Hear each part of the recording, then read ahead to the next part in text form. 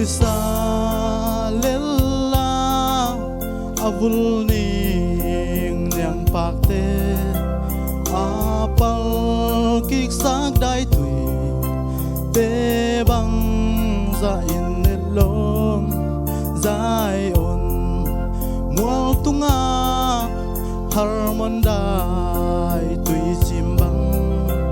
elom Calvary cross ke ahi ke inom lua ing tàu pa o kong muan thei nom lua ing ka thei gi gen ka gum pa nang na hi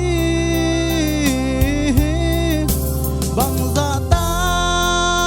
anuam diam na mai kong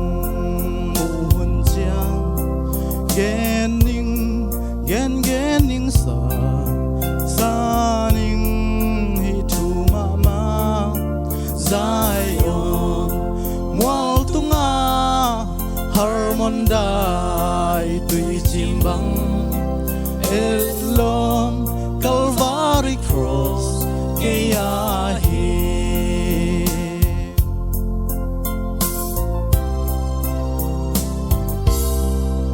tua laya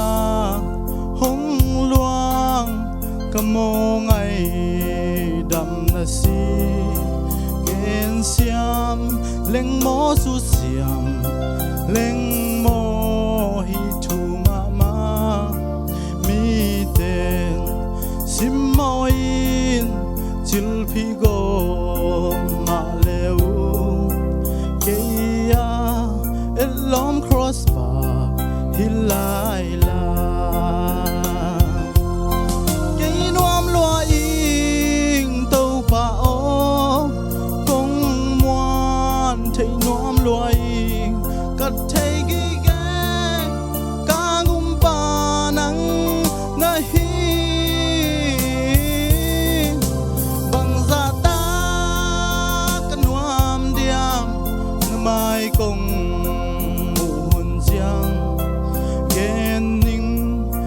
gen ning sa ning hi thu mama Zion mual tunga harmon dai tui chimbang elom Calvary cross ke ahi hallelujah.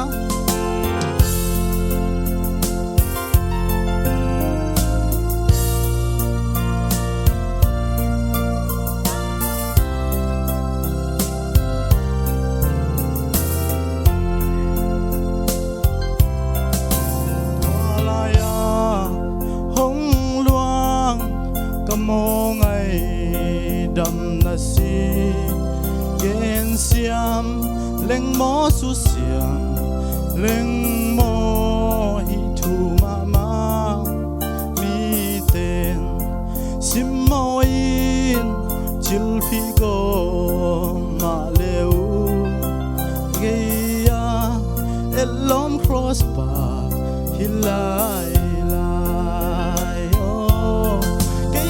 lua ing tàu pa o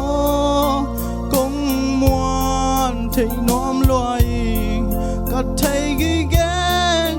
ka gum pa nang na hi bang za ta ka nuam diam na mai kong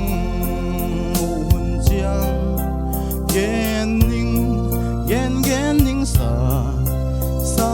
ning hi thu mama Zion mual tunga harmon dai tui chimbang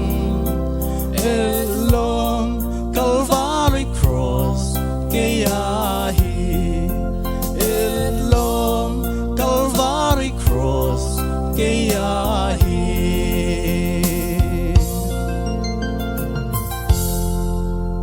biak Jesu min than na ta